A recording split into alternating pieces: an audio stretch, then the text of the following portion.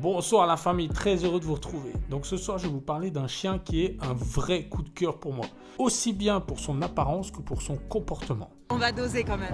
Non, j'exagère pas du tout. C'est un chien vraiment extraordinaire et peu commun. Et pour ça, donc, on va aller aux États-Unis, dans le plus français des États, la Louisiane, à la découverte d'un chien qui a lui-même des origines françaises. Et ce chien, c'est le Catahoula, ou chien léopard. C'est parti.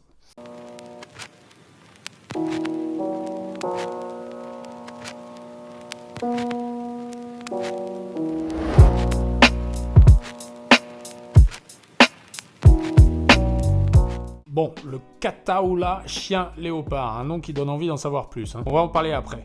D'abord, un peu d'histoire, c'est parti. Pour comprendre ce chien, il faut remonter au début du XVIe siècle, vers 1530, avec le conquistador espagnol Hernando de Soto. Je vais pas te mentir, tu vois, parce que vraiment, j'ai pas d'ego, je ne sais pas qui c'est. Après de très nombreuses expéditions en Amérique du Sud et en Amérique centrale, comme les conquistadors de l'époque, il s'est dirigé vers le sud-est de l'Amérique, donc la Floride en premier, puis ensuite la Louisiane. Il est d'ailleurs le premier Européen, en tout cas documenté, à avoir traversé le Mississippi. Il faut se resituer à l'époque. Les conquistadors, ils n'étaient pas là pour faire du tourisme, ils étaient là pour conquérir, pour prendre l'or. Donc, ils avaient amené avec eux des matins espagnols qui étaient là pour terroriser les populations locales. C'était pour le pouvoir du profit, ok? Ivoire, or, pétrole. Ils avaient aussi emmené avec eux des greyhounds qui, eux, étaient utilisés pour la chasse. On sait à quel point les greyhounds sont des chiens redoutables quand on parle de chasse. Et ce sont ces deux chiens, donc le matin espagnol et le greyhound, qui ont été croisés avec des chiens amérindiens. Alors, on sait maintenant de manière sûre que dans le Catahoula, le chien léopard, il y a de l'ADN de Red Wolf, le loup rouge. Le Red Wolf, qu'est-ce que c'est ? C'est un loup qui, à l'origine, vivait sur un grand territoire basé dans le sud-est des États-Unis. On trouve encore aujourd'hui quelques Red Wolf, mais ils sont en grand danger d'extinction dans le sud-est des États-Unis. Le Red Wolf, à l'époque, était un chien vénéré par les tribus amérindiennes locales, notamment les Chickasaw, les Cherokees et les Choctaws. Dans ces régions qui, à l'époque, étaient très sauvages, on peut très aisément imaginer donc qu'il y a eu des croisements entre les Red Wolf et les chiens des Amérindiens. Ce n'aurait pas été la première fois que des croisements loups et chiens ont lieu. À la fin du XVIIe siècle, les colons français sont arrivés dans la région et ont amené dans leur bagage des beaucerons, alors des beaucerons de couleur feu et noir qu'on connaît, mais aussi des beaucerons de couleur merle que je trouve absolument magnifiques. Ce sont des chiens splendides. Ils ont aussi amené des grands bleus de Gascogne avec eux. C'est là que des croisements plus sérieux ont commencé. Le but était de créer un chien de berger adapté à la région. Pour ceux qui ne le savent pas, la Louisiane est une région très marécageuse. Donc après les croisements avec le beauceron et les grands bleus de Gascogne, on est arrivé quand même à une version du Catahoula assez proche des Catahoulas actuels. Ensuite, qu'est-ce qui s'est passé ? À la fin du 19e siècle et au 20e siècle, il y a 3 éleveurs particulièrement, 3 éleveurs louisianais qui vont continuer les croisements. Ces 3 éleveurs étaient Preston Wright, Lovie Fairbank et Macmillan. Ils ont donc créé 3 lignées que je vais détailler un peu plus après. Alors, ce qui est surprenant, et c'est ça que je trouve magique dans la sélection, notamment des chiens, mais la sélection animale de manière générale, c'est qu'en fait, à la base, ils étaient partis pour une sélection d'un chien de berger et ils se sont retrouvés avec un chien extrêmement polyvalent. Un chien qui sait faire beaucoup de choses. Et on va détailler tout de suite toutes les utilités possibles avec le Catahoula chien léopard. D'abord, il était utilisé pour chasser, notamment le cochon sauvage. Dans la région, il y en avait beaucoup. Donc, alors c'est pas un chien qui mord, c'est pas un chien mordeur, c'est pas un chien de prise. Il ne mord pas la proie, mais il était très doué pour pouvoir guider la proie, l'encercler, l'acculer, voilà. C'est aussi un excellent pisteur. Il est aussi bon pour capter les émanations dans l'air que les particules olfactives sur le sol. En fait, il conjugue les qualités d'un chien d'arrêt et d'un chien courant. Donc le fait qu'il ne morde pas mais qu'il soit capable, donc qu'il ait ce potentiel pour guider une proie, pour l'amener là où il veut, on va aussi pouvoir s'en servir dans la garde de troupeaux. Il va être utilisé pour guider les troupeaux, notamment de bovins. Une qualité probablement héritée du beauceron. Les experts de beauceron, dites-moi si vous êtes d'accord avec ça. Donc la chasse et la garde de troupeaux ont été les principales utilisations au début, mais à ça s'est ajouté la garde, parce que c'est aussi un super bon chien de garde. Il montrait des grandes dispositions pour la protection d'une propriété et de son maître. Donc voilà, vraiment le chien, comme je vous dis, polyvalent. Et puis, avec son flair, forcément, plus tard dans le temps, il est devenu chien de sauveteur aussi. Et puis comme il a un comportement sympa, il est aussi devenu chien de thérapie, enfin bref, il fait tout.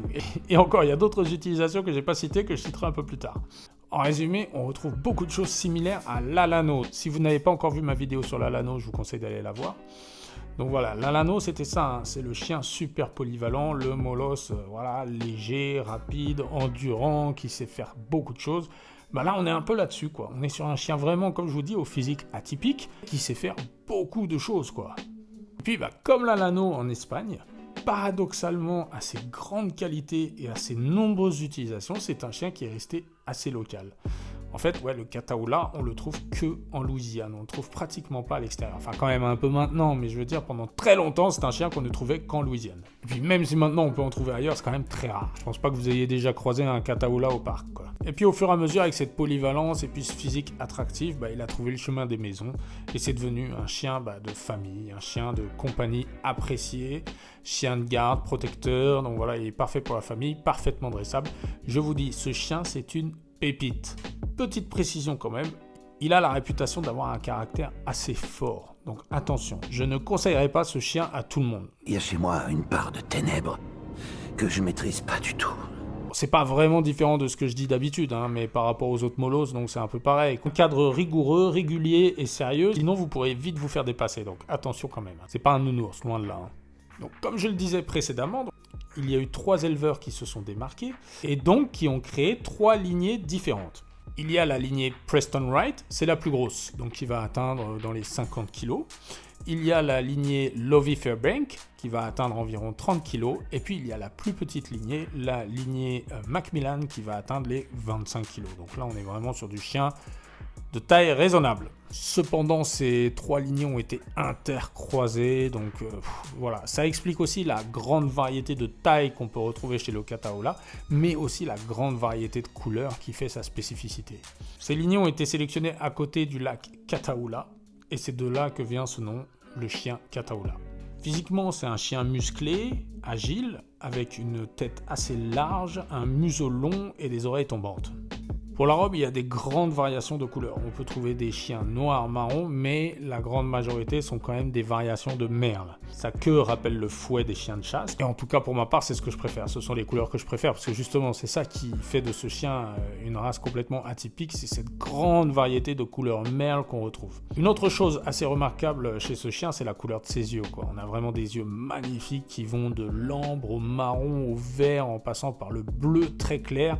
Le bleu très clair qui est très recherché, bien évidemment. On a aussi des chiens vairons, bien sûr, parce que donc voilà, le phénotype merle va aussi apporter ça, une grande variation de couleurs pour les yeux. Une autre caractéristique, alors là vraiment une caractéristique spécifique de ce chien, c'est qu'il a les pattes très palmées, vraiment quoi.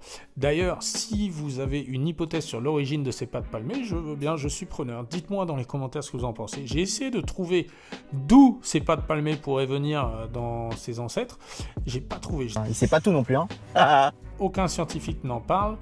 Donc, si vous avez une idée, hein, allez-y, donnez-moi vos hypothèses d'où peuvent venir ces pattes palmées donc du Catahoula. Alors, ces pattes palmées, évidemment, en plus, elles vont être un grand atout par rapport à son milieu de vie, parce que donc il vit dans les marécages, donc déjà il doit nager des fois, mais c'est surtout en fait ça lui apporte une grande stabilité sur des sols détrempés, vous voyez, sur de la boue, des choses comme ça.